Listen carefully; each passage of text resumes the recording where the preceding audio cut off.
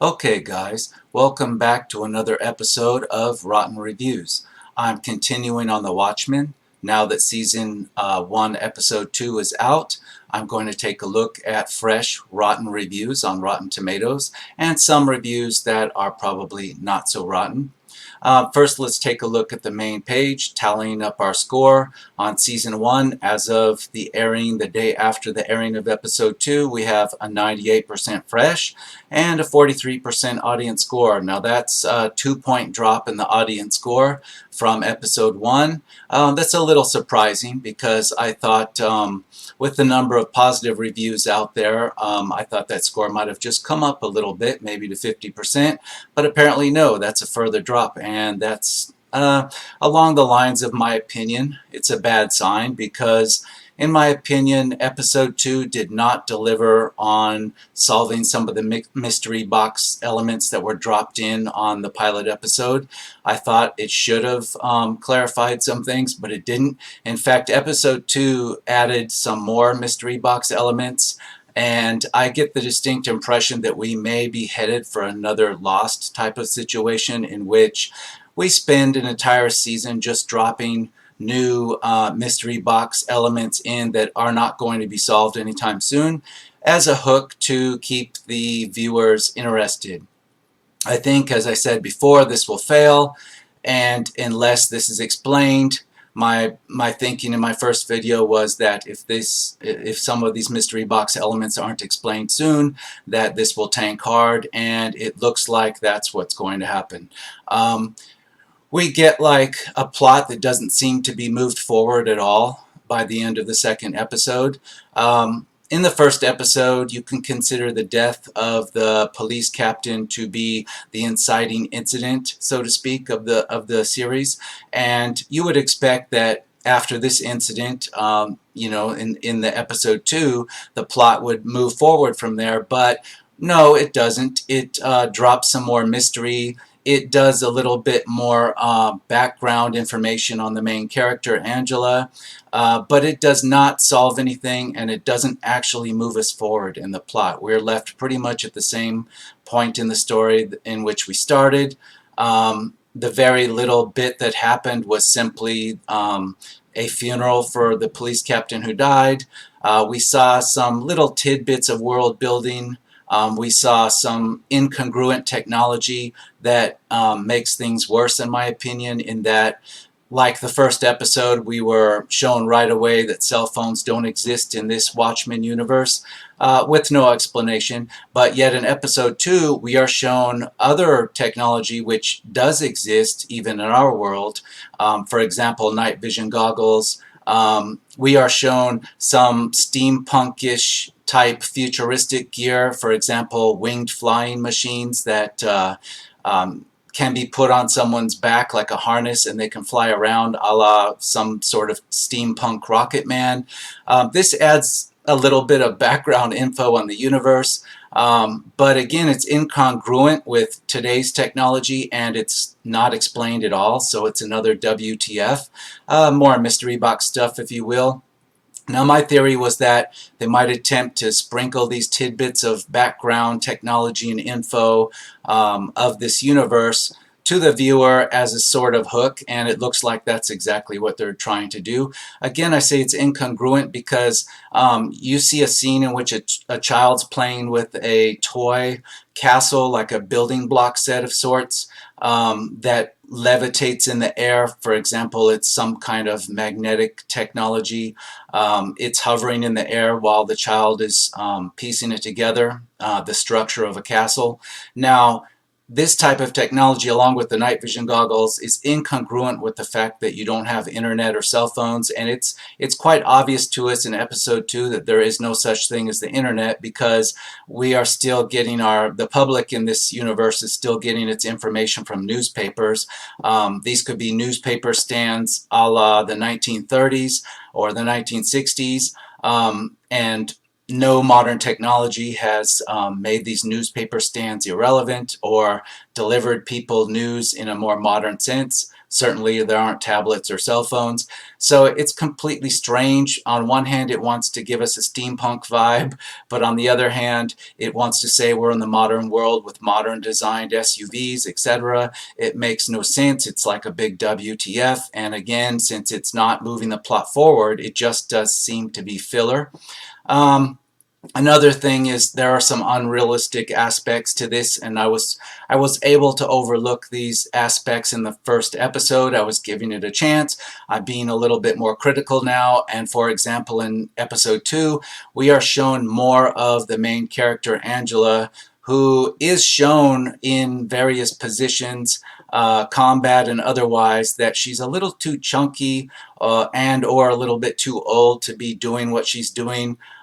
She looks like a 40-something woman that should be sitting behind a desk, and yet she's somehow got the acrobatic fighting skills of a 22-year-old super assassin.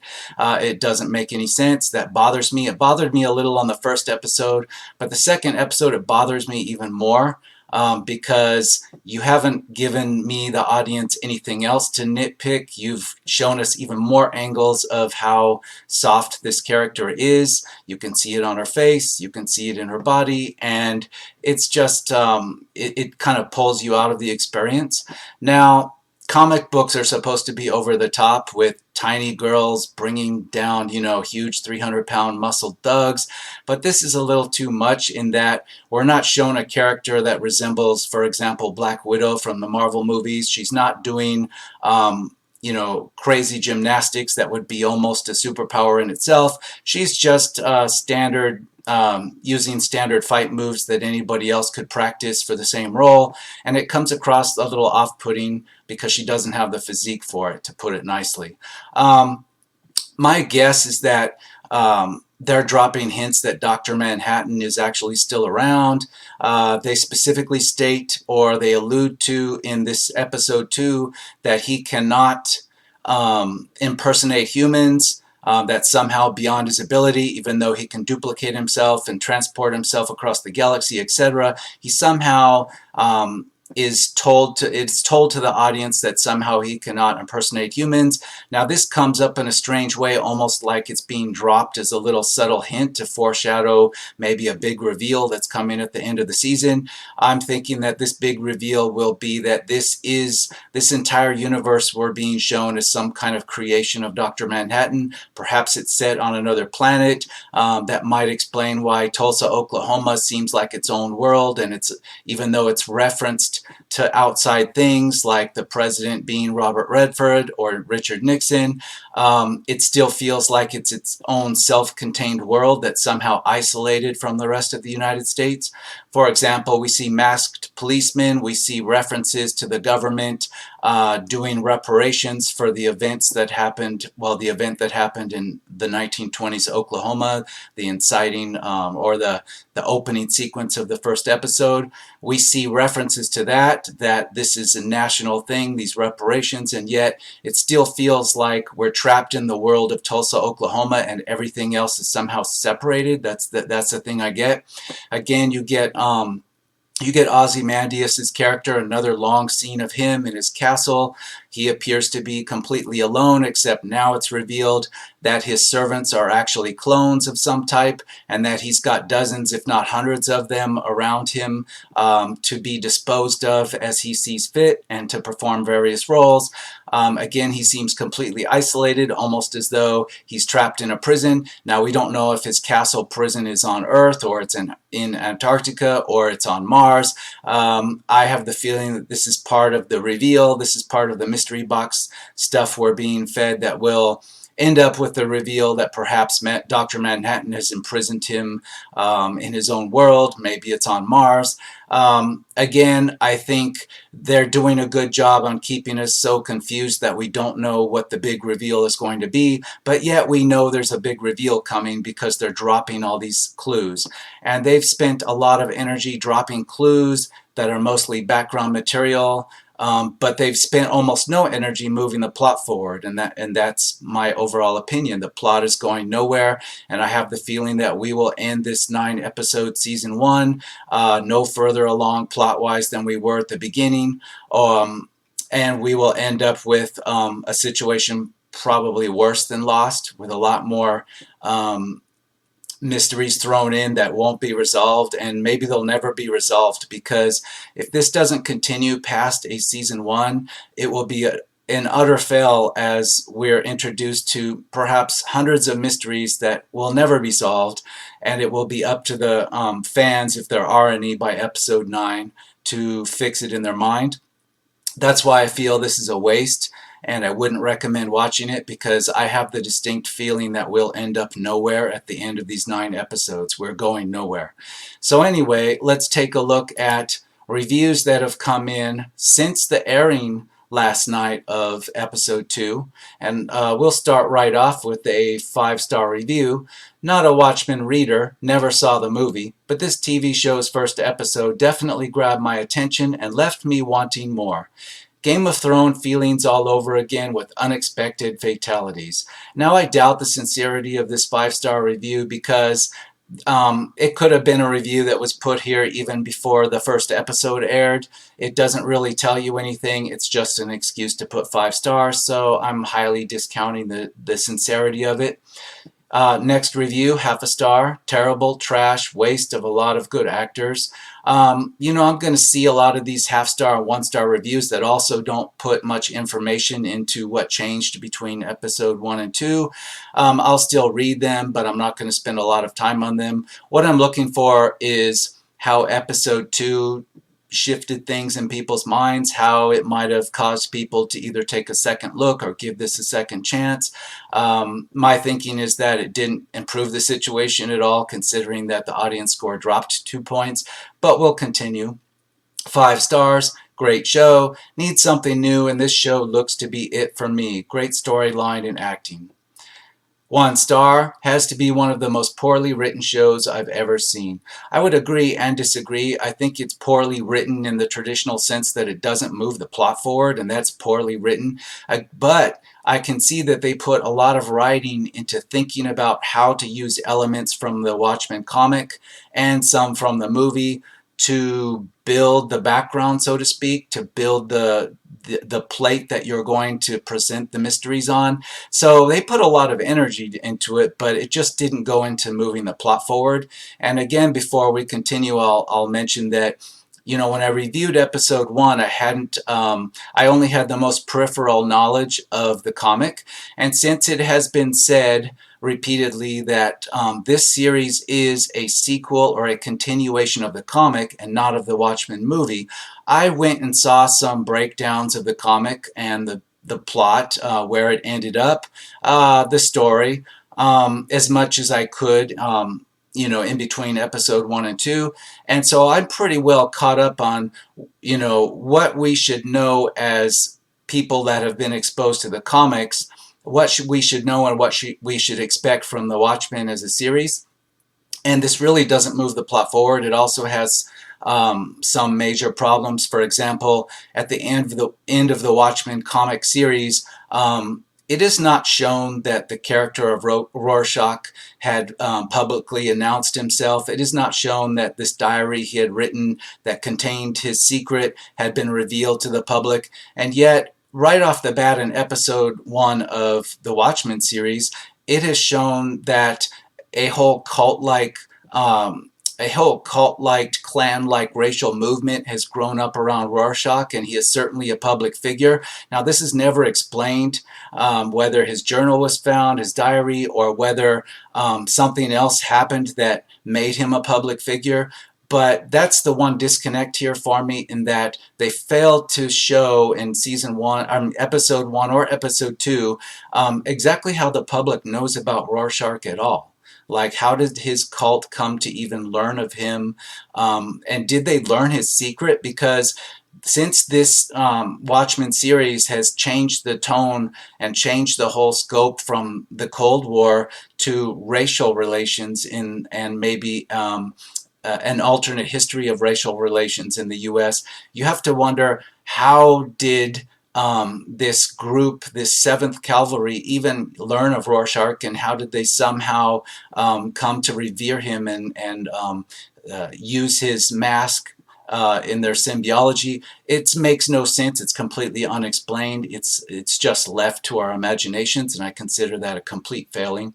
But knowing more about the comics now, I can see why the longtime comic book fans are so angry.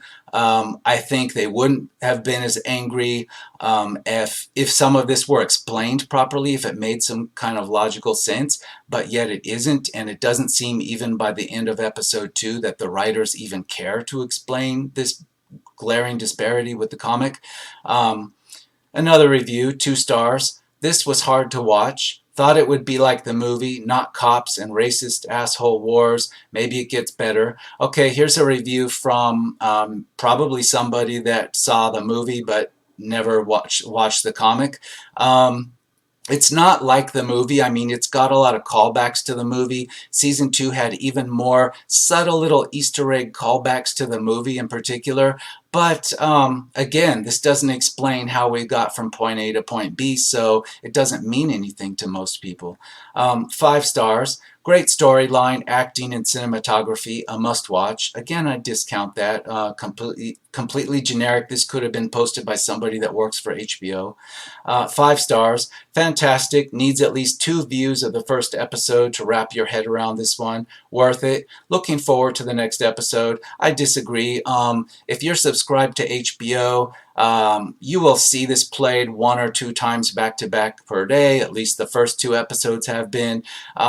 You're not going to miss anything. I actually watched half of the first episode again, and I didn't get anything more out of it. On the second viewing, it just fell flatter and less interesting because I had seen it before. So I highly doubt this is going to age well. 1.5 stars.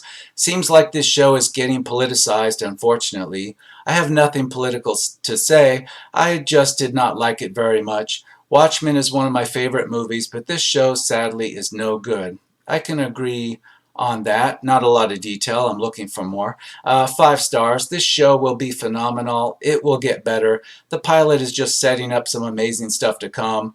Now, we're down into posts that came 1 day ago, which could be like right after or before the second episode aired.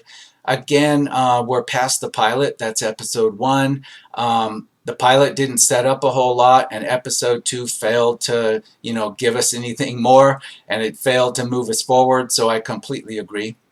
Or, excuse me, disagree with the 5 stars. 2.5 stars. Very up in the air after the first episode. Good acting and casting, but the world that is set in did not feel like a Watchmen show. I will watch the next episode to see where it heads to. Okay, so apparently we're into the time period now just before the second episode aired, so it won't do me any good to continue back through these. It's a whole lot of the same that I read before on the first episode dealing with the Watchmen.